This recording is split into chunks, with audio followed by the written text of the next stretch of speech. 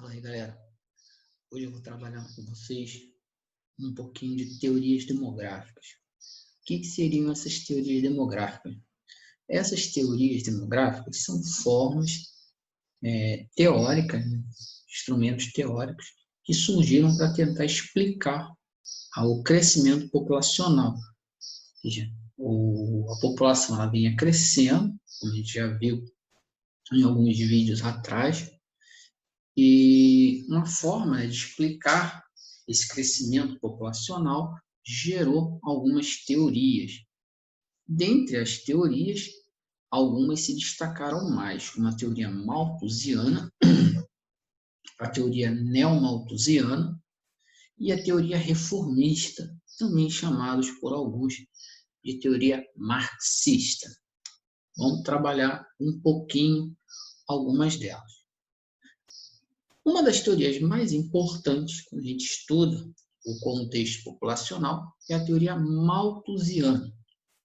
Ela foi elaborada por Thomas Robert Malthus, lá na Inglaterra, século XVIII.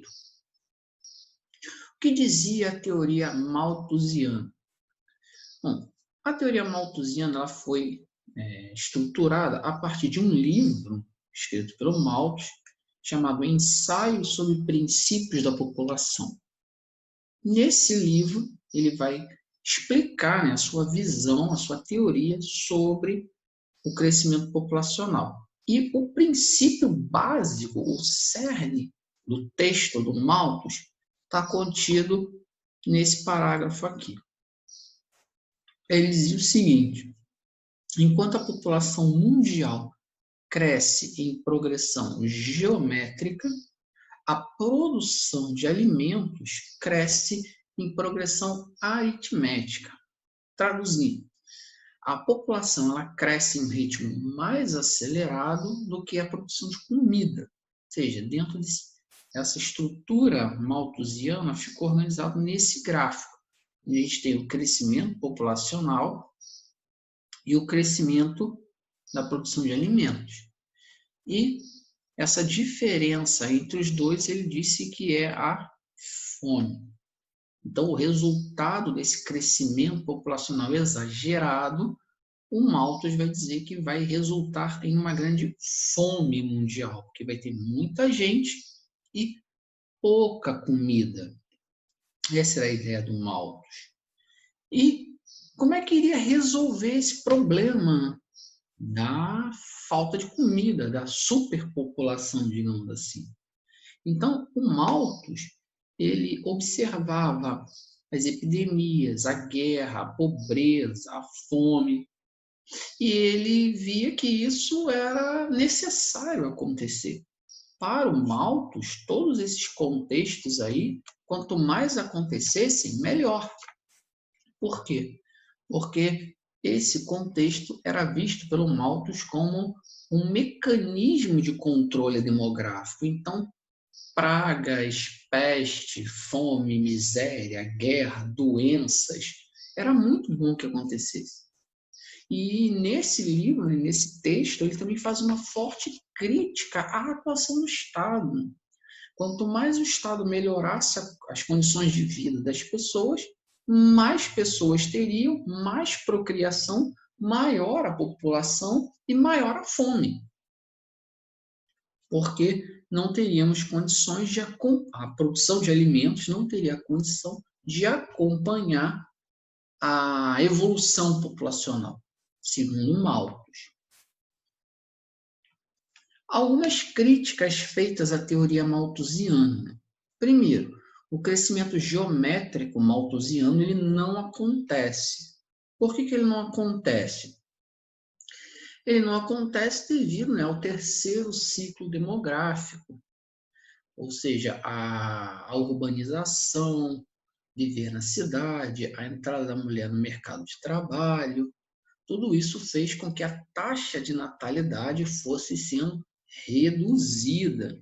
O avanço da tecnologia, o avanço dos contraceptivos, a superação daquela mentalidade de uma sociedade agrícola, onde famílias numerosas seriam mais braços para trabalhar.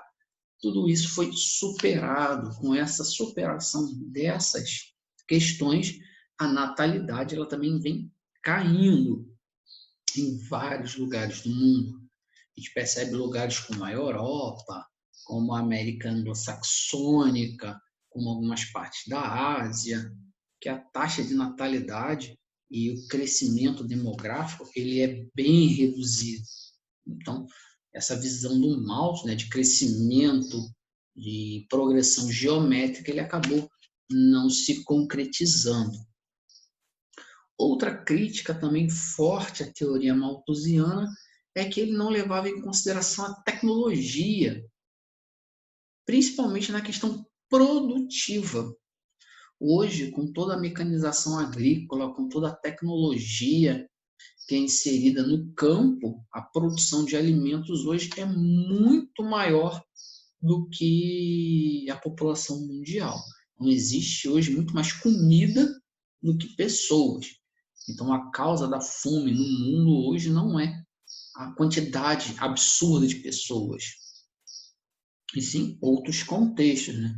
Como o alto preço dos alimentos, como a má distribuição, como um sistema social altamente injusto que transforma comida em mercadoria, então só pode comer quem pode pagar por ela. Então, tudo isso são formas de explicar a fome no mundo muito mais consistente do que a tal da superpopulação proposta pelo Malthus. Então, essas são as críticas feitas à teoria malthusiana. Então, aquela previsão catastrófica do Malthus ela acaba não se concretizando. Uma outra teoria super importante também é a teoria neo-malthusiana. Neo, novo, malthusianismo, ou seja, uma nova forma de ler o Malthus. Essa teoria ela foi estruturada no século XX, ela foi baseada no pensamento do Malthus. Só que essa teoria ela não vai mais relacionar pessoas e comida. Até porque os neomalthusianos eles já perceberam que a agricultura era capaz de produzir comida para o mundo inteiro. Então, aquela teoria malthusiana de pessoas versus comida não explicava mais algumas questões do mundo moderno. Porém, a explosão demográfica, né, o boom demográfico, ficava muito visível no início do século XX, meados do século XX, até porque né, a pobreza e o subdesenvolvimento em algumas áreas do planeta ficavam muito visíveis, principalmente na África, algumas áreas da Ásia, América Latina. Então, você tinha que explicar essa pobreza, e uma das formas de explicar essa pobreza e esse subdesenvolvimento foi a partir da teoria populacional. Então, os neomalthusianos eles usavam né, o crescimento populacional através de uma estrutura alarmista, né, através de uma ideologia alarmista, dizendo que a superpopulação era responsável pelo subdesenvolvimento e pela pobreza de algumas áreas. Então, eles utilizavam esse discurso mais alarmista. Se a gente puder fazer aqui um resumão do que seria né, o neomalthusianismo, ele estaria ligado à questão da explosão demográfica, principalmente na América Latina, Ásia e África.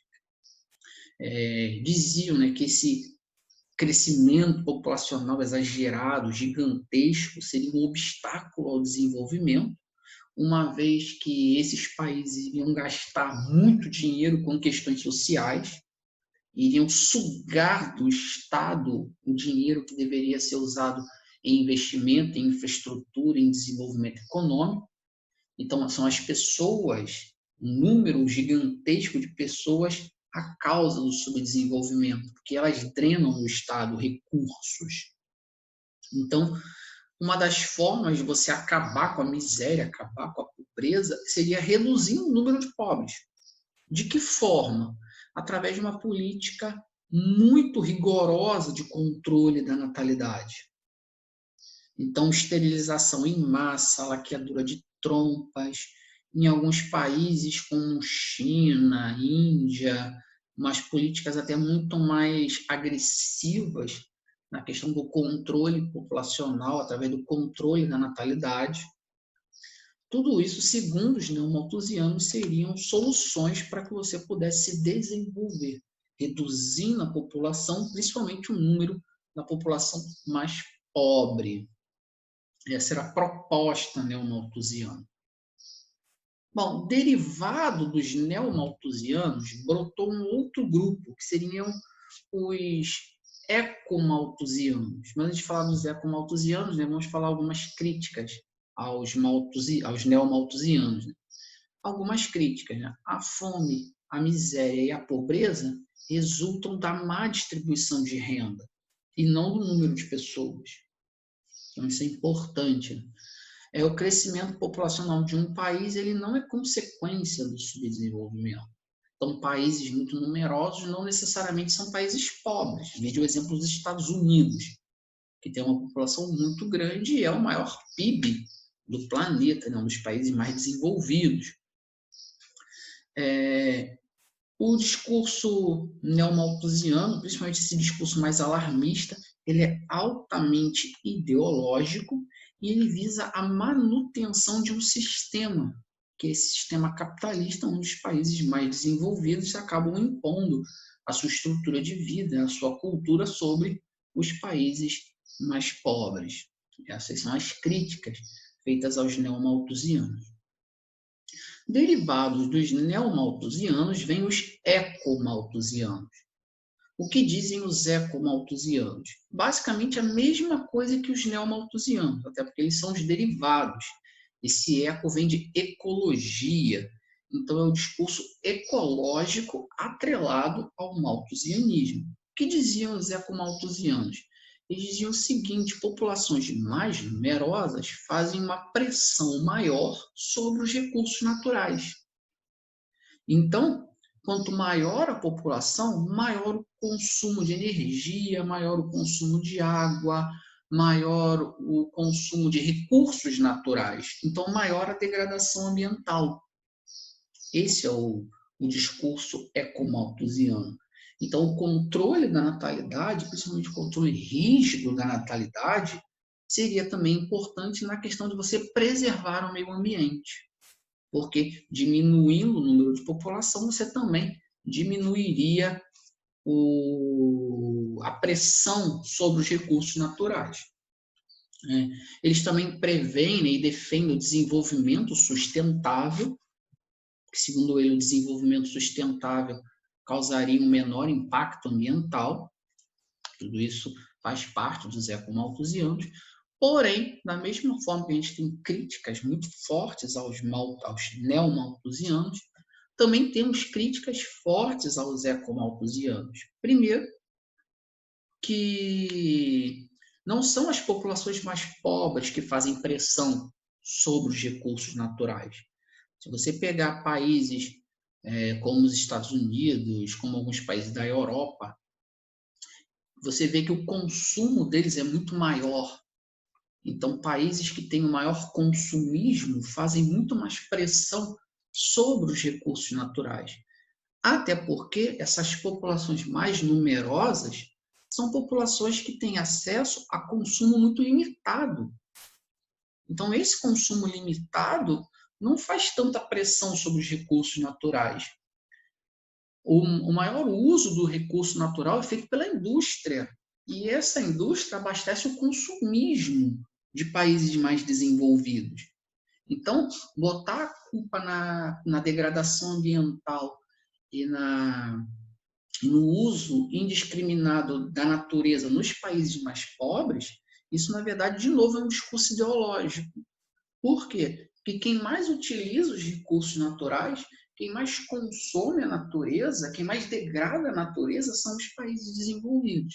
De novo, o discurso da superpopulação, o discurso alarmista sendo utilizado através de uma proposta ideológica, uma ideologia dos países mais desenvolvidos sobre os países mais pobres. Então, essa teoria ecomalthusiana, ela também tem essas críticas muito fortes sobre ela. Uma outra teoria também super importante é a teoria reformista ou marxista. Essa teoria, ela foi criada mais ou menos no mesmo período da teoria ecomalthusiana, século XX, e ela vem com uma resposta às teorias anteriores, ou seja, ela discorda das teorias anteriores. E ela vai dizer o seguinte, ela vai dizer que os problemas demográficos, eles são referencial das condições socioeconômicas. Ou seja, a pobreza, ela é consequência de um sistema socioeconômico. Então, o sistema, o capitalismo, a forma como a sociedade está estruturada política e economicamente, é ele responsável pela pobreza, e não um número de pessoas. Ou seja, a teoria reformista, ela vai atacar as causas socioeconômicas do subdesenvolvimento e da pobreza, tirando o peso das costas das pessoas.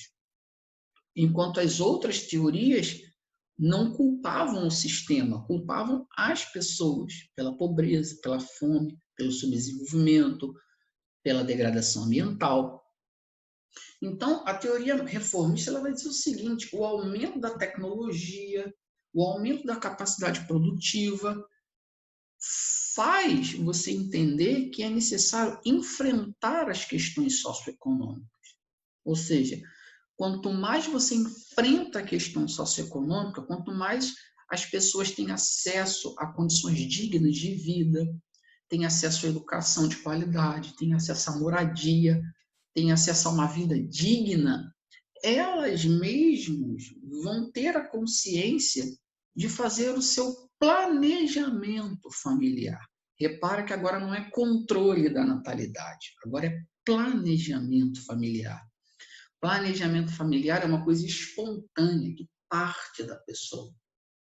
Controle populacional é uma coisa imposta.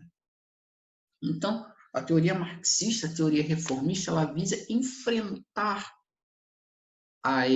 os problemas socioeconômicos, dar às pessoas condições de vida dignas para que elas mesmas possam planejar a sua família, ou seja, o controle populacional se dá de forma espontânea, como a gente vê em países mais desenvolvidos, onde o nível de vida, onde a intelectualidade faz com que você tenha um controle, um planejamento familiar muito mais efetivo.